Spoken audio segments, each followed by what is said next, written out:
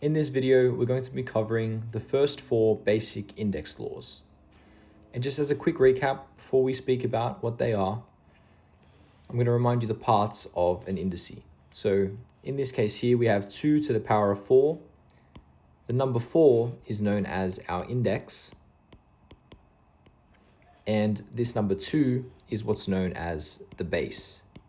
And this is important because whenever you're doing any of the index laws to a number, you need to make sure that the bases are the same, and you'll see what I mean. So let's talk about first multiplying indices. The rule for multiplying indices is whenever you have a to the power of m times a to the power of n, the way you can simplify this expression is simply by adding the indexes. So this becomes a to the power of m plus n. And so we're going to do a couple examples and you can see exactly what this looks like.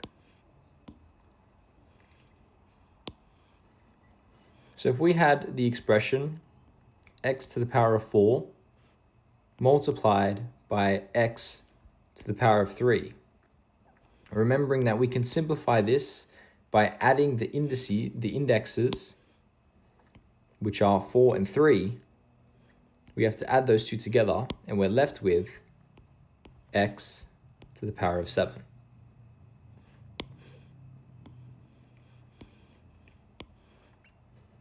Another example, if we had y to the power of 2 times y to the power of 5, this one would simplify. If we add the indexes, 2 plus 5 is 7, so this would become y to the power of 7.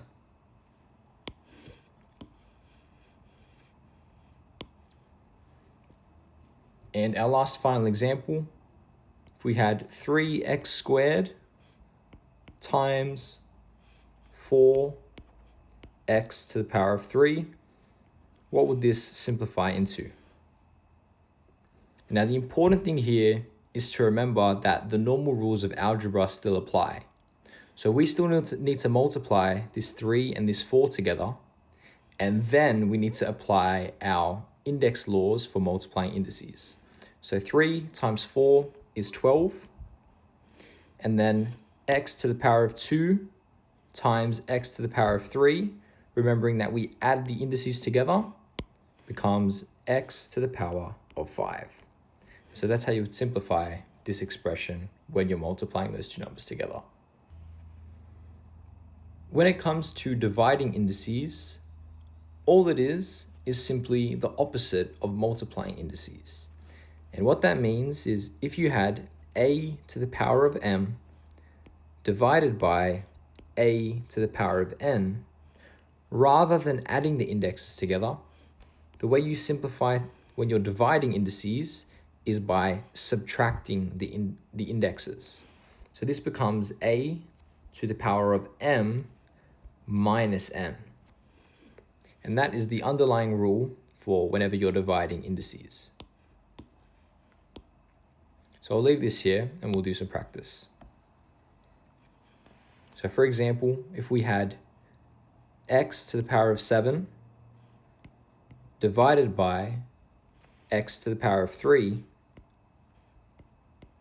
we could simplify this by subtracting 3 from the first index. So 7 minus 3 is 4. So we're left with x to the power of 4.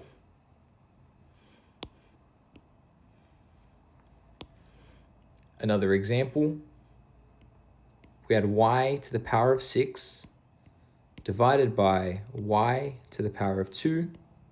What would this simplify into? Since the base is the same, we know we're going to have y here, and then we subtract the indices. 6 minus 2 is 4. So that expression becomes y to the power of 4.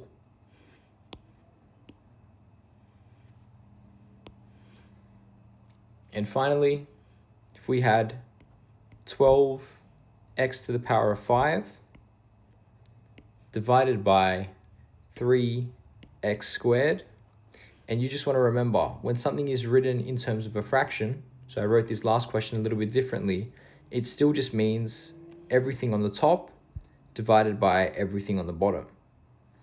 And you still need to not forget about the other numbers here. So this 12 and this 3, as well as doing the rules for the indices. So we can take out a common factor, or just do 12 divided by 3, and that's 4. And then x to the power of 5 divided by x to the power of 2. 5 minus 2 is 3, which means we have x to the power of 3. And that's how we would simplify that problem. Next, we're going to talk about when you have something what's known as the power of a power. So you could have the expression x to the power of 3, and then that entire expression in the brackets is raised to the power of 4. And the way we approach questions like this, so the general case, whenever you have a to the power of m, and that is raised to the power of n, in this case, you multiply the indexes together. So this m and this n get multiplied together with the base a. So this becomes a to the power of m times n. And so then using that, we can go back and solve this problem where x to the power of 3 is then raised to the power of 4. And so if we multiply 3 times 4, that's 12. And so we're left with x to the power of 12. And that's how you'd simplify that expression. Another example for that type of question, if we had y to the power of 5, and then we raised that to the power of 2. So we know we just multiply the indexes together. 5 times 2 is 10. And so then our answer is y to the power of 10.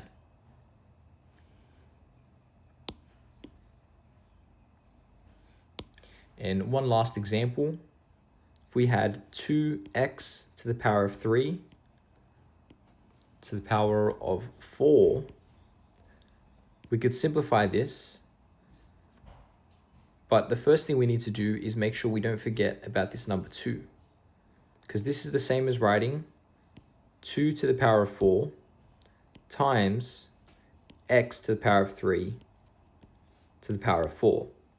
And so what that becomes, 2 to the power of 4 is 16, and x to the power of 3 to the power of 4, if we multiply the indices, that becomes 12. So that means x to the power of 12. And that is the answer to that problem. Our last rule that we're going to cover in this video is what's known as the zero index. And all that basically means is whenever you have anything to the power of 0, it always is equal to just 1. So if we said, what is x to the power of 0? The answer is 1. If we had 5 to the power of 0, that is equal to 1. If we had, in brackets, 3xy all to the power of 0, that equals just 1. But I'm going to give you one last question, and I'm going to put a trap in there. Just make sure you don't fall for it. So if we said, what is 3x to the power of 0? What does that equal to? Well, we know that anything to the power of 0 is 1. So this can become 3 times 1. And so then the answer is 3. And a common mistake people sometimes make in this sort of problem is assuming that everything in the question is being raised to the power of 0. And so they write the answer as just 1. But you need to pay attention to where the brackets are, so that way you can solve the question correctly. We're going to finish off now with a few mixed examples as a bit of practice. So our first question, we have x to the power of 5 times x to the power of 3 divided by x to the power of 2. And we want to simplify this. We still need to apply the normal order of operations. So in this case, because we're only using multiplication and division, we just work from left to right and deal with the terms like that. So the first thing we'll do is x to the power of 5 times x to the power of 3. And remember, when we're multiplying indices and they have the same base, we need to add the powers together. So this then becomes 5 plus 3. We have x to the power of 8. And then we have to write divided by x to the power of 2. Next, we need to divide x to the power of 8 by x to the power of 2. And then when we're dividing indices, we need to subtract them. So this becomes x to the power of 8 minus 2, and that is equal to x to the power of 6.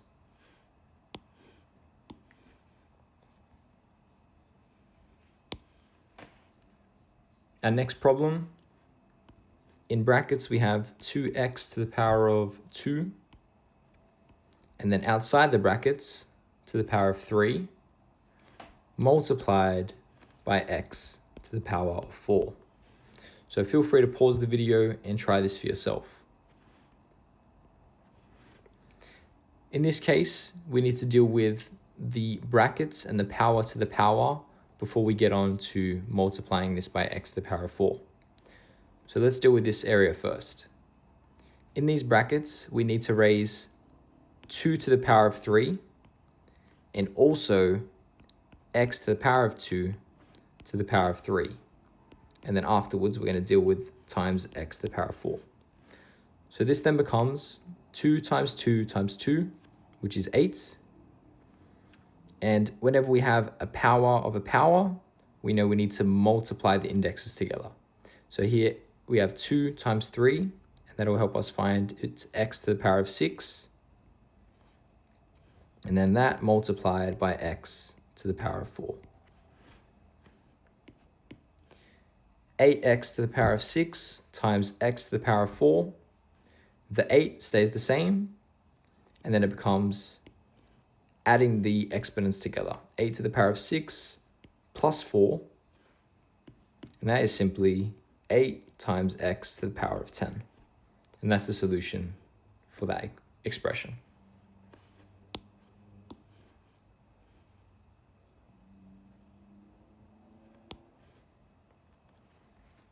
And for our last example, we have 6x to the power of 5 divided by 2x to the power of 5.